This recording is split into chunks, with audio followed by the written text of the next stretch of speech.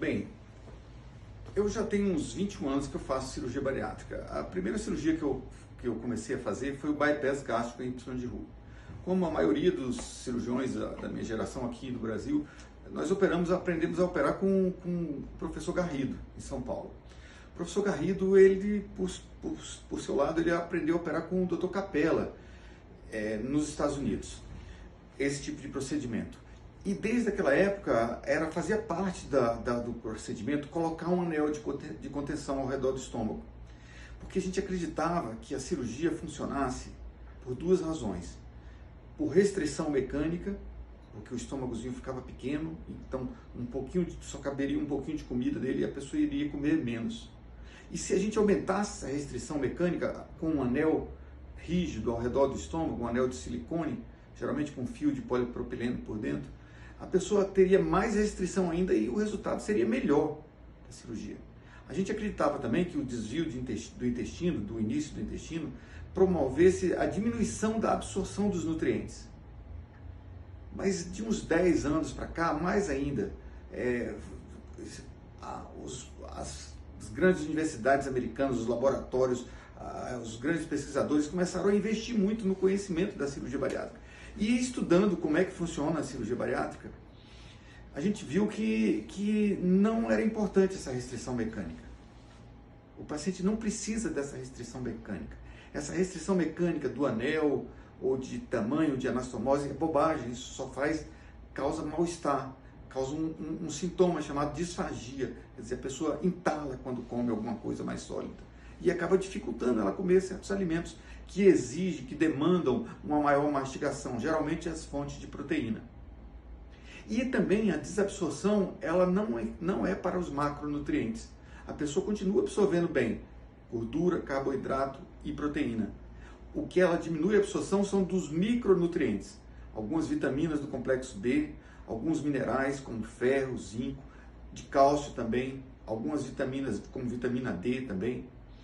Então, é o que a gente sabe hoje, que a cirurgia ela não funciona nem por restrição mecânica e nem por diminuição da absorção dos nutrientes. Ela funciona de um jeito muito bacana, muito interessante, muito complexo. O aparelho digestivo, o tubo digestivo, com essa modificação que a gente faz no procedimento cirúrgico, ele passa a perceber o alimento de uma maneira diferente. E da mesma maneira como ele percebe de uma maneira diferente, ele também emite sinais diferentes para o cérebro.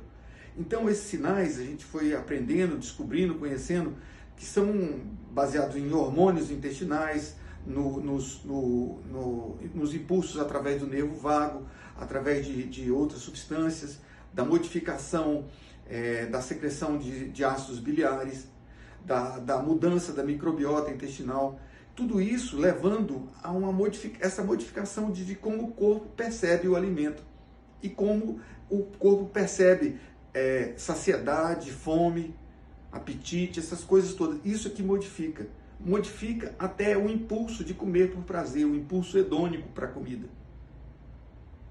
E a pessoa come menos espontaneamente, não porque tem uma limitação mecânica, mas porque ela está saciada com o que ela já comeu. Porque o intestino já mandou sinais para o cérebro, através de hormônios intestinais e tal, dizendo, olha, já chegou comida aqui, não precisa mandar mais. Além do que, o metabolismo da glicose se modifica. Há um aumento dos hormônios incretínicos, são hormônios que melhoram a secreção de insulina, e isso leva a uma melhora dramática e muito rápida do diabetes, antes até da pessoa perder peso.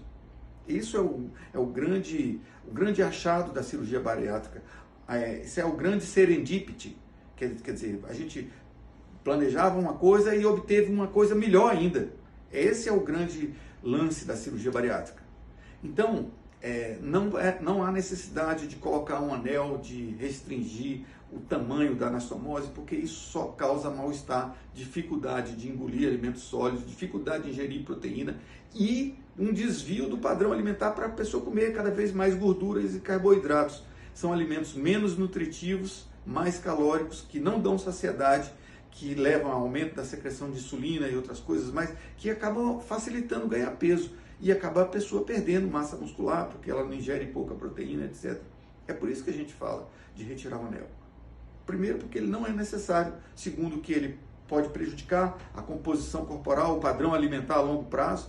E ele também leva a uma piora da qualidade de vida.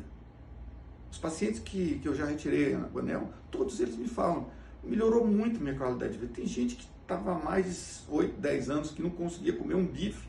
E quando come um pedaço de carne, ela chega e chora de alegria. Tem vários relatos de pacientes assim. Ok? Também não é proibido a pessoa defender o anel. Pode defender, mas não é uma coisa que tem interesse para a perda de peso, para a melhora das comorbidades, que é o objetivo máximo da cirurgia bariátrica. Ok?